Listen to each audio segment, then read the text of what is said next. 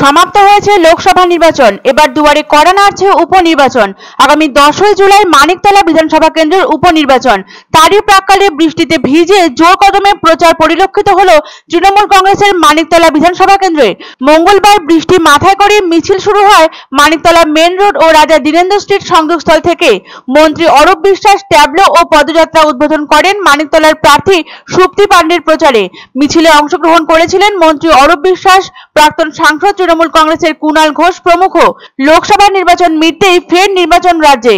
ইতিমধ্যে 4টি বিধানসভা কেন্দ্রে উপনির্বাচনের দিনক্ষণ জানিয়ে দিয়েছে নির্বাচন কমিশন।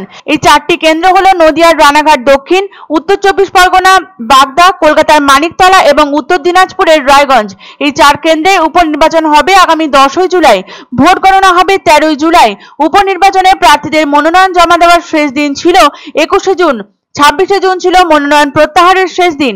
আগামী 10ই জুলাই পশ্চিমবঙ্গ ছাড়াও উপনির্বাচন হবে আরো 6টি রাজ্যের 9টি কেন্দ্রে। বিহার, তামিলনাড়ু, মধ্যপ্রদেশ, পাঞ্জাবের 1টি করে কেন্দ্রে ভোট হবে। এছাড়া হিমাচল প্রদেশের 3টি এবং উত্তরাখণ্ডের 2টি কেন্দ্রেই এই দিনক্ষণ অনুযায়ী উপনির্বাচন হবে। 2021 সালের বিধানসভা নির্বাচনে মানিকতলায় তৃণমূল কংগ্রেস জয়লাভ করে প্রায় 20,000 ভোটে।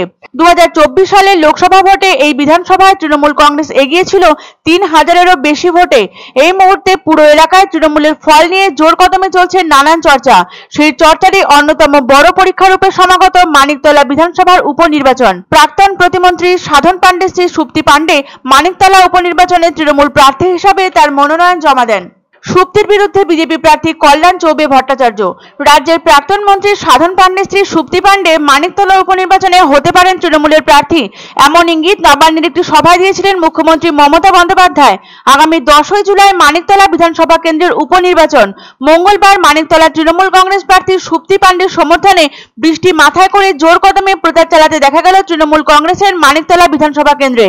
মানিকতলা মেন রোড ও রাজা দীনেন্দ্র স্ট্রিট সংযোগস্থল থেকে শুরু হয় এই বর্ণাঢ্য মিছিল। মন্ত্রী অরূপ বিশ্বাস ট্যাবলো ও পদযাত্রা উদ্বোধন করেন সুপ্তি পাণ্ডের প্রচারে। উল্লেখ্য, 2011 সাল থেকে টানা 3 বার মানিকতলা কেন্দ্রে তৃণমূলের টিকিটে জয়ী হন সুপ্তি পাণ্ডের স্বামী সাধন পাণ্ডে। তাকে করা হয় ক্রেতা সুরক্ষা মন্ত্রীও। 2021 সালের 9ই নভেম্বর প্রয়াত হন সাধন পাণ্ডে। সেই কারণে ফাঁকা হয়ে যায় ওই আসনটি। পরবর্তী সময় ওই কেন্দ্রে উপনির্বাচন আটকে থাকে আইনি জটিলতার জেরে। অতি সম্প্রতি এই বিষয়টির মীমাংসা হয় সুপ্রিম কোর্টে।